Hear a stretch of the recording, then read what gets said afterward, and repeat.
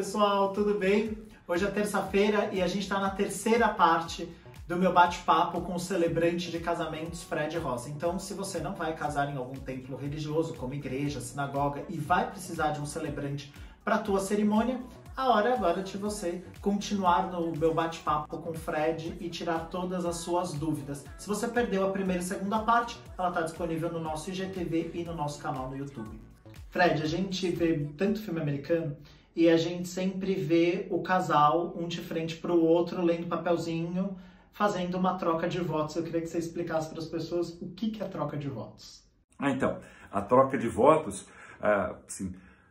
se voltarmos um século, nós vamos perceber que a troca de votos era uma jura de fidelidade ao rei. A igreja, quando se formaliza, puxa os votos para a fidelidade à igreja. Né? Promete ser fiel à Santa Igreja, e os noivos dizem sim, e depois dizem se prometem ser fiéis um ao outro. Votar é prometer, né? Prometer apoio, se eu prometo apoiar a sua resposta, é porque eu serei coerente a ela. Né? E aí vem o até que a morte o separe tradicionalmente do inário de votos da Igreja Católica.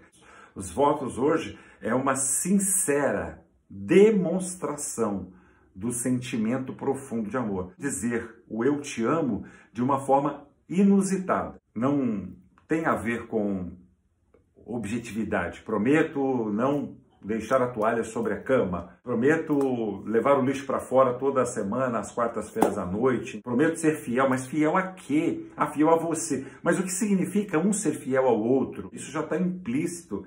Se eles estão lá para dizer sim um ao outro, é implícito que desejam ser fiéis um ao outro. Agora, como eles vão manter suas fidelidades, ninguém de verdade quer participar dessa intimidade. E para os noivos que estão de cabelo em pé, não sabendo o que escrever na troca de votos, que eu sei que é difícil, que às vezes você quer colocar muita coisa, você fica sem palavras, mas você tem muita coisa para dizer. O que os casais podem colocar na troca de votos e como eles podem construir a troca de votos um para o outro? O que eu sugiro que não falte em votos de casamento é a lembrança daquele momento particular em que você intuiu que iria se casar. Nesse dia eu entendi que estaria com você para sempre. Eu vivi isso com a minha esposa, a Val Lima. E eu, angustiado ali, não entendia por que me fazia tanta falta a pessoa dela. Nós não tínhamos nem a formalidade do namoro ainda. E eu entendi. Essa era a mulher que eu deveria desejar, que eu queria desejar, que eu estava desejando que fosse minha companheira para a vida toda. Então, nos votos, eu sugiro que você resgate isso. Todos nós temos esse momento íntimo em que percebemos o futuro.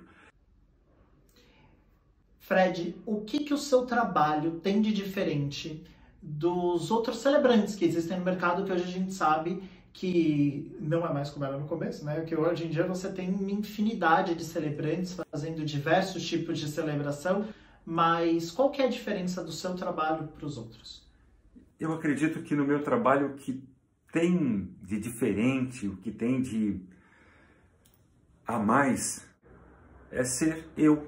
Se outro profissional fizesse o trabalho da mesma forma, seguindo a mesma metodologia, pensando nos mesmos valores oriundos dos pensamentos virtuosos que eu vivencio, que eu reflito diariamente, inúmeras orações que eu faço pelo mesmo motivo de gratidão diante do privilégio que eu vivo.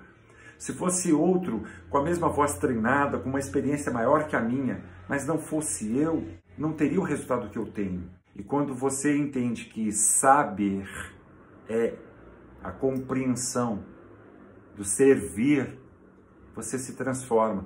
E aí o outro pode ter vantagens à sua companhia, pode usufruir das vantagens que você se tornou. Deixa eu tirar uma dúvida aqui com você, que eu estou bem curioso. Eu queria saber o que é para você um casal que é alma gêmea?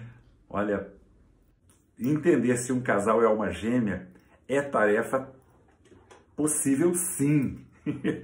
Olha, tem aspectos psicológicos, tem aspectos sociológicos e aspectos humanísticos no comportamento do ser humano que prova antecipadamente se ele está tendo atitudes construtivas ou não. E aí você conhece muitos casamentos assim, que são casamentos de pários.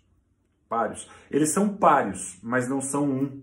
Eles não se fundem, eles não têm confiança a ponto de serem cúmplices de alma, cúmplices de existência. Há uma distância, há um abismo entre eles. A espiritualidade deles não é uma só. Eles não formam um cordão tríplice, né? Marido, mulher, esposo, esposa e Deus, e o Criador. Não há algo que os funda, né, numa família una. Ela tem que ser una. Tem muitos casais que vivem uma vida sem isso. A pessoa passou 30, 40 anos casado e depois há uma ruptura, porque passou 20, 30 anos casados infeliz. Essa infelicidade é porque não encontrou, sabe, no fundo da alma, sabe, na grandeza do espírito, estar completo. Não é o outro que completa, é a entrega. Se você não entrega, fica esse abismo. A maioria traz características limpas desse desejo construtivo. Isso está no ser humano, está no desejo dele. Ele, mesmo que você não entenda, você vai demonstrar essas características. Eu tenho que me doar, eu tenho que sair de mim. Se eu ficar em mim, eu só permanecerei sendo egótico. É egoísmo, isso é egoísmo. Se você não está para servir o outro, está para servir a si mesmo.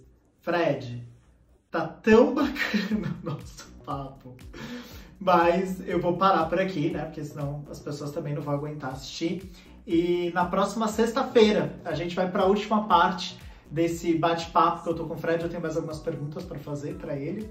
E aí a gente continua na próxima sexta-feira, então não percam o meu bate-papo. E última parte desse bate-papo sobre celebrante de casamento com Fred Rossi. Então, se você tá precisando de um celebrante aí pro teu casamento ou vai precisar desse serviço, é a hora de você acompanhar esse nosso bate-papo. Até lá!